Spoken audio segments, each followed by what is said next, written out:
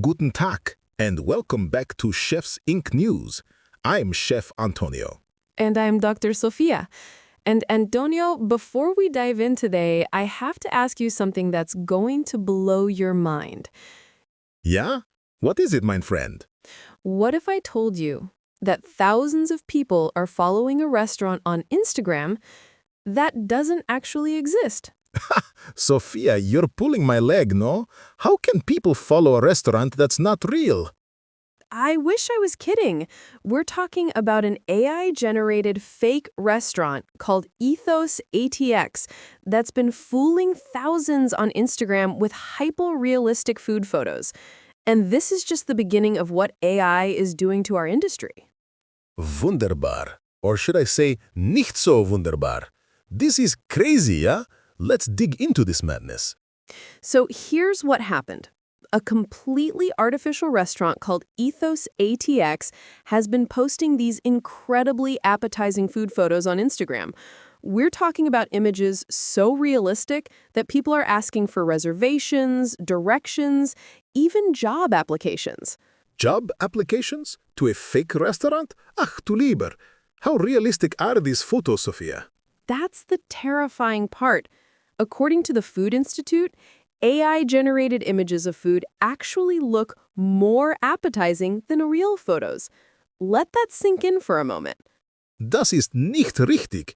You mean to tell me that fake AI food looks better than my real schnitzel?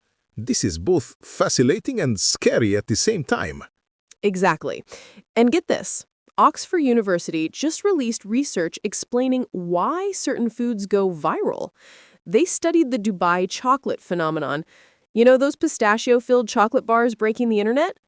Yeah, I've seen those videos everywhere. What did Oxford find? They discovered that TikTok's algorithm rewards foods with specific characteristics: photographable texture, heat, and what they call functional storytelling. But here's the kicker. They're warning that pretty soon it won't just be AI picking up on food trends. Oh no, don't tell me. AI might start creating the trends. We could have AI-designed foods shaping the entire food sector. Sophia, as a chef who spent 30 years perfecting real recipes with real ingredients, this makes me both excited and terrified. What does this mean for us authentic cooks? Well, here's the business reality.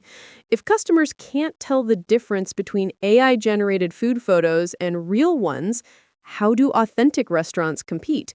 Your marketing game just got 10 times harder.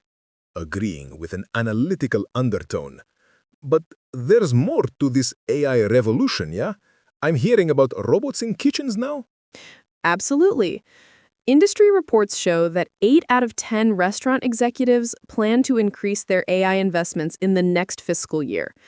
We're talking about robotic cooking assistants, AI-powered recipe generators, automated inventory management. Genau. And you know what? Some of this technology is actually wunderbar for consistency and efficiency. But Sophia, here's my chef perspective. Can a robot understand the soul of cooking? Can AI taste when the sauce needs just a pinch more love? Only Chef Antonio would say sauce needs more love. But you raise a crucial point about the human element in hospitality. The question for our listeners is, how do you embrace this technology without losing your authenticity? Because mark my words, this AI revolution is coming whether we like it or not. Speaking of revolutions, let's talk about what just happened this week with lemonade restaurants. Ah, yes. I heard they're closing all their locations. What's the story there? Not just closing, completely transforming their business model. The California-based lemonade chain shut down all of their physical dining locations this week and is transitioning entirely to ghost kitchen operations through their sister brand, Mimi's Cafe. All locations? That's not just downsizing. That's a complete pivot, yeah? Exactly. Their last San Francisco store closed just days ago, marking the end of their traditional storefront operations. This isn't a gradual transition. This is a dramatic business model revolution. Sophia, From a chef perspective, this is both exciting and sad. Exciting because ghost kitchens can be incredibly efficient, but sad because where's the human connection? Where do customers experience our hospitality? That's the million-dollar question, Antonio. The numbers are compelling, though.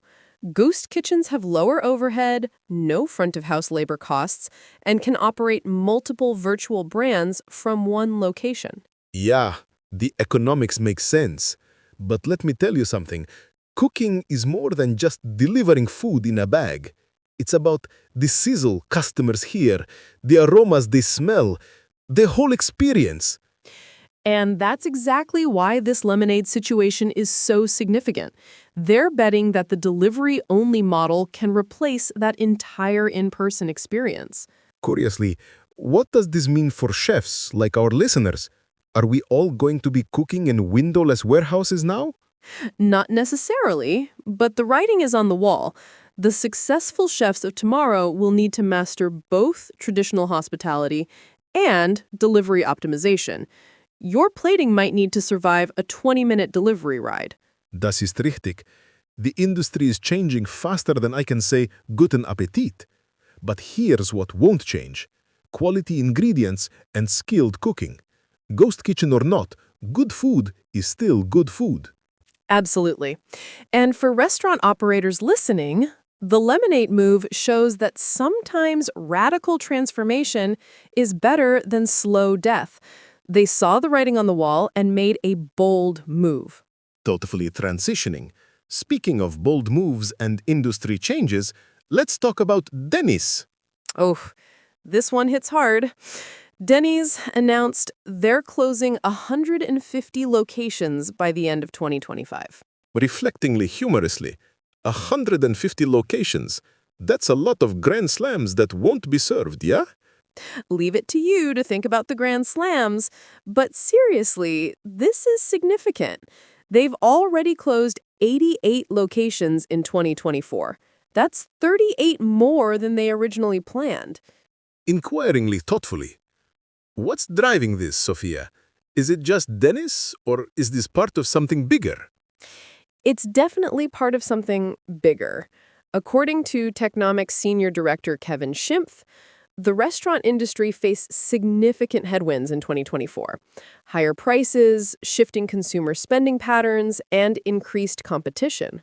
Yeah, I felt this in my own kitchen. Food costs are up, labor costs are up, but customers are spending less. It's a squeeze from both sides. Exactly. And Denny's are calling these their lowest performing restaurants. But here's what's interesting. They're framing this as part of their growth strategy. Growth through closures? That sounds like business speak to me. How does closing restaurants help you grow? Well, the theory is that by eliminating underperforming locations, they can focus resources on profitable ones and improve overall brand performance. It's painful, but potentially smart business. You know what this tells me? The days of build it and they will come are over. Every restaurant, every location has to justify its existence every single day. That's a sobering reality check for all of us in hospitality. The margin for error is smaller than ever. But here's my take. This creates opportunity too. When big chains struggle, it opens doors for innovative independent operators. The chefs who can adapt, who can combine quality with efficiency, who understand both food and technology. Those are the ones who will thrive. The Denny situation isn't just about one chain, it's a wake-up call for the entire industry. Genau. And for our listeners, the message is clear. Evolve or get left behind, whether it's embracing AI, mastering ghost kitchens, or just running tighter operations. Change is not optional anymore. All right, before we wrap up, let's tackle some questions from our listeners about topics we covered in previous episodes. Yeah, always good to hear from our community. What do we have today? Marcus from Denver asks, you talked about plant-based meat alternatives last month. Have you seen any updates on how restaurants are actually performing with these items? Marcus, great question. Since we covered that story, I've been watching the numbers, and it's mixed, to be honest. Right. Some chains are seeing decent adoption, but others have quietly removed items from menus. The key seems to be integration rather than replacement, offering plant-based as an option, not trying to convert everyone. Exactly. And from a chef perspective, the products keep getting better. But you have to cook them right, yeah? They're not the same as meat.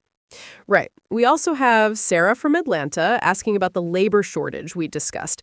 She wants to know if automation is really helping or just creating different problems.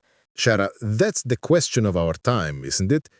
Automation helps with consistency and some repetitive tasks, but it also requires technical skills many kitchens don't have. And there's the investment cost. Small operators can't always afford these solutions, which might actually widen the gap between